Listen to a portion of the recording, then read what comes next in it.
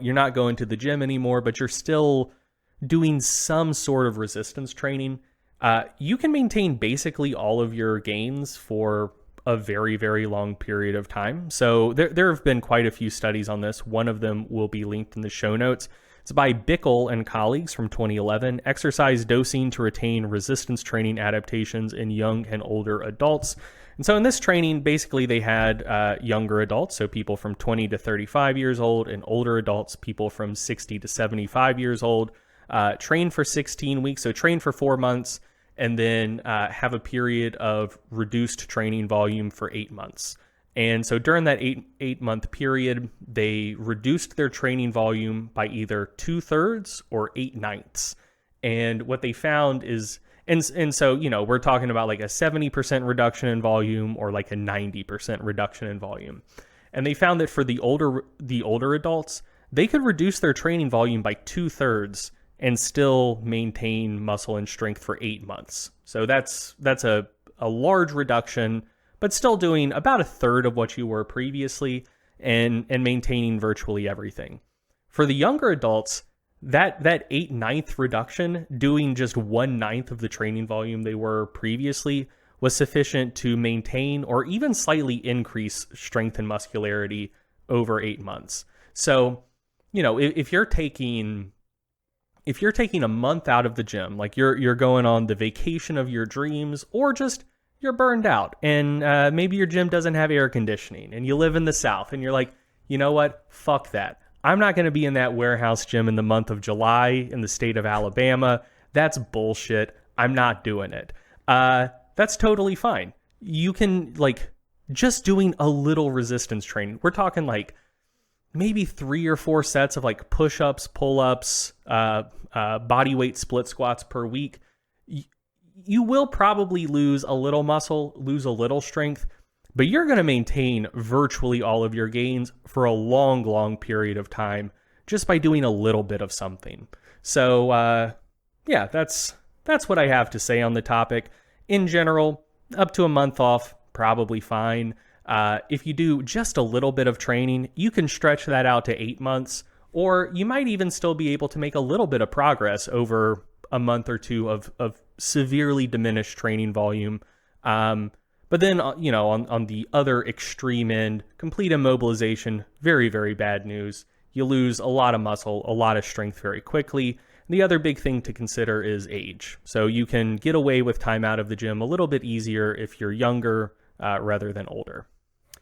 Yeah, I just have one thing to add here. A very common thing that you'll see is someone will be like, hey, I'm going to be out of the gym for like 6 weeks because of some circumstance, but I'm going to increase my protein intake, and so I'm going to be fine. I'm going to retain all my muscle because of that.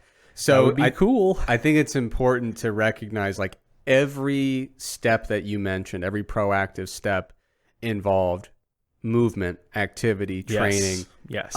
If you remove that activity, that training stimulus, and think that, you know, protein is going to get you out of a bind here, the evidence is terrible for that. It just doesn't seem to work. So like there have been studies where they do some pretty, they try to induce atrophy in a number of different ways, often with immobilization.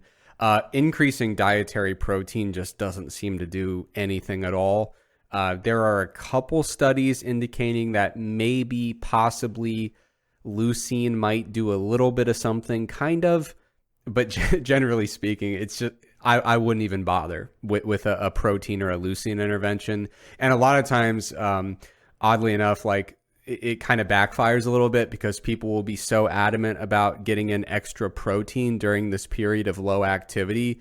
They actually probably eat more calories than they need. And so then when they come back, they've still, if it's a really extended period of time and they've really reduced their activity level, they come back and they have every bit of loss of strength and muscularity that they would have without the protein intervention. I mean, it did not save them any preservation of strength or muscle, but they also gained a little bit more fat than they would have liked to. So if anything, it kind of, in terms of their fitness goals, sometimes it kind of digs that hole paradoxically a little bit deeper, because it's like, well, I still got to regain all that strength and muscle, and there's a little more fat to lose that I didn't really plan for. Yeah. So nutrition stuff, I honestly wouldn't even bother, aside from just good, healthy nutrition practices. For sure. So really the two big takeaways is if you're going on any sort of like normal length vacation over the summer, you don't need to worry about it. Like you're not going to lose enough muscle or strength to lose sleep over.